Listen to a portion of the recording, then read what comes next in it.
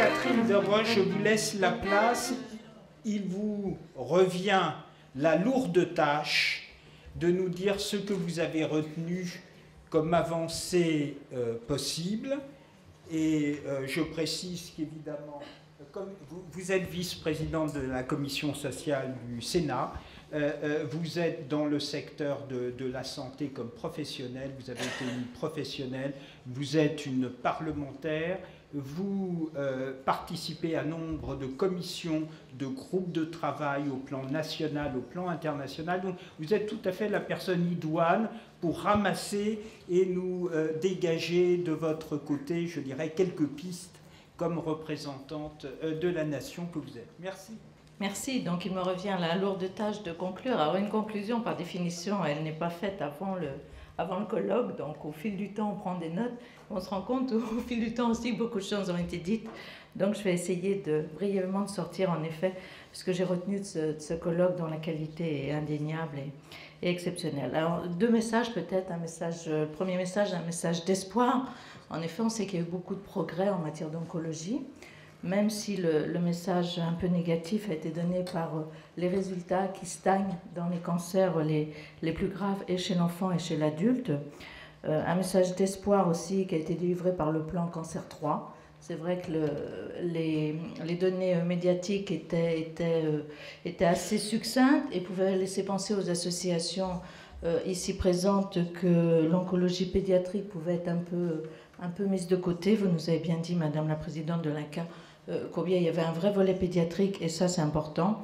Un espoir par rapport à la qualité de la recherche française. Je crois qu'on a eu cet après-midi des représentants de cette recherche qui nous montrent que cette qualité, elle est là. Elle est là. Alors c'est vrai que maintenant elle s'inscrit beaucoup plus dans un cadre européen. Et l'exemple américain est aussi un espoir, parce que même si on ne peut pas transposer ce qui se passe aux États-Unis par rapport à ce qui se passe et en France et en Europe, néanmoins, on voit bien qu'en matière d'oncologie, et en matière d'oncologie pédiatrique notamment, c'est au niveau international que les choses se passent. Et les expériences des uns et des laboratoires et des services d'oncologie, ils se font à l'échelle du monde entier, et on doit chacun tirer les expériences, et on ne peut absolument pas progresser si on reste sur un modèle qui est exclusivement celui de la France. Et puis un message d'espoir aussi qui est celui de la qualité des intervenants, et notamment tous nos jeunes qui sont intervenus cet après-midi. Alors derrière un message d'espoir, il y a toujours un message d'espérance et des attentes qui sont créées par l'espoir. Et je crois que ce qui est important, alors il y a des attentes dans les moyens qui vont être donnés à la recherche en oncologie pédiatrique, il y a les financements, ça a été beaucoup évoqué. C'est vrai qu'il y a à la fois les financements d'État, les financements des partenariats publics-privés, tous les financements des fondations et des institutionnels ou des financements privés purs. Et je remercie et la Ligue contre le cancer et l'ARC de leur engagement par rapport à la recherche pédiatrique. On le sait, ça a été dit, Monsieur le Président de l'ARC, dans un petit opuscule que vous nous avez fait parvenir aux parlementaires récemment, que les pays qui investissent le plus en termes de santé sont ceux où la mortalité en matière de santé, alors c'est toute santé confondue et tous âges, mais sont ceux où la mortalité est plus faible que les pays qui investissent moins. Donc on voit bien, et la France fait partie des 3 pays où le taux d'investissement par habitant était le plus élevé. Alors derrière ces financements, c'est vrai qu'il y a eu, sur le plan législatif, il y a une proposition de loi qui est déposée actuellement par un collègue de l'UDI à l'Assemblée nationale, mais qui n'a pas été discutée, d'un fonds spécifique qui serait dédié à la recherche en oncologie, mais qui serait financé essentiellement par les entreprises du médicament, de médicaments remboursés par la sécurité sociale. Pour l'instant, elle n'est toujours pas inscrite à l'ordre du jour. Et puis il y a des espérances en matière de recherche, on l'a vu dans toutes que ce soit dans le circuit du médicament, dans les essais cliniques, dans la médecine personnalisée. Nos collègues parlementaires, puisque vous voulez que j'intervienne aussi sur le plan plus parlementaire, qui sont membres de l'OPEX, qui est l'Office parlementaire d'évaluation des choix scientifiques et techniques, viennent de sortir un pré-rapport essentiellement consacré à la médecine personnalisée, avec pas mal de recommandations dont on pourra s'inspirer. Elles ne débouchent pas tous sur des textes législatifs, mais dont on pourra s'inspirer. Et puis, c'est vrai qu'il y a une attente forte dans l'incitation des entreprises. J'ai bien entendu ce qui avait été dit sur les leviers que constituent les entreprises. Parfois, les freins qui existent pour les entreprises, et c'est vrai que on en discute à chaque fois lors du plan de financement de la sécurité sociale. On veut tellement tout protéger que parfois on met des contraintes et des freins à la fois aux entreprises. Je pense que la notion de confiance, elle est forcément liée à celle de vigilance. Donc il n'y a pas de confiance sans vigilance, mais il n'y a pas de vigilance sans confiance. Et il faut vraiment que l'on travaille dans ce sens-là avec les entreprises. On voit bien que la place de l'Europe, elle est quand même prépondérante par rapport à la place de la France et qu'on doit s'inscrire dans un règlement européen. Cette place européenne, elle est indéniable. En même temps, elle pose quand même la question de la place de la recherche en France. Et non, on en discutait avec le professeur Vassal, et notamment quelle place la France, là ça relève plus du ministère de la Recherche et de l'Enseignement supérieur que du ministère de la Santé, quelle place on accorde aussi à nos jeunes chercheurs pour qu'ils restent justement dans notre pays et qu'il n'y ait pas une évasion des chercheurs dans les pays étrangers. Alors voilà pour les espérants. Je suis restée sur la recherche, même si j'ai bien entendu tout ce qui était hors champ de la recherche en matière d'accompagnement des patients et des jeunes malades. Et l'exemple qu'a cité Stéphie tout à l'heure était important par rapport à ce qui est parfois le parcours du combattant, mais on a vu qu'il était pris dans le plan cancer, dans le plan cancer 3. Alors en conclusion, je vous dirais qu'il faut qu'on agisse. En effet, je crois qu'on est après ce colloque tous repartis motivés pour agir.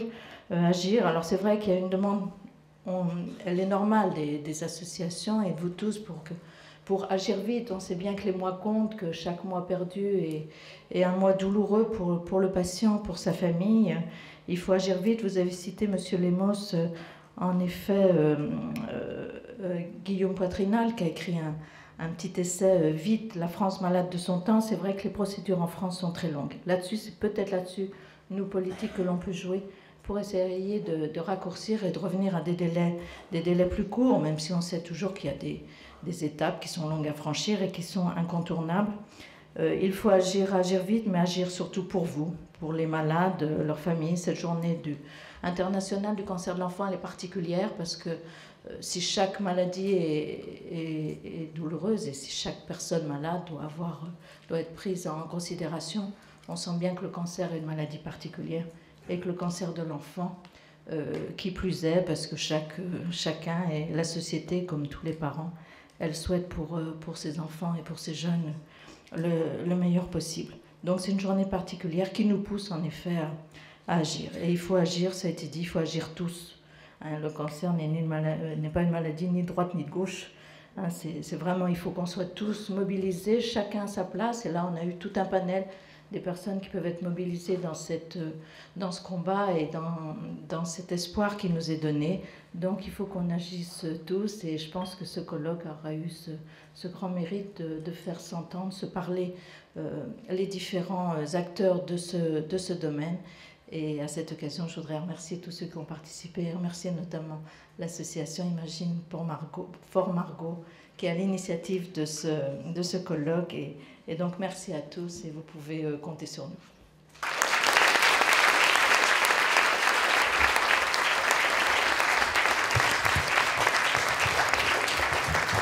Merci, Madame la sénatrice. Merci, Patricia. Merci à tout le monde. Patricia, tu veux dire un dernier mot? Un dernier mot, je dirais merci à tous d'être revenus. Je crois que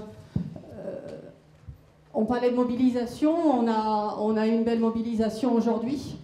Il y a des acteurs imminents qui étaient là dans la salle et j'aimerais vraiment, et on va faire en sorte de continuer les échanges ensemble. Il y a des pistes qui ont été dites et j'aimerais qu'on continue à travailler ensemble et à le faire de manière constructive et rapide. Voilà. Merci. Merci à vous.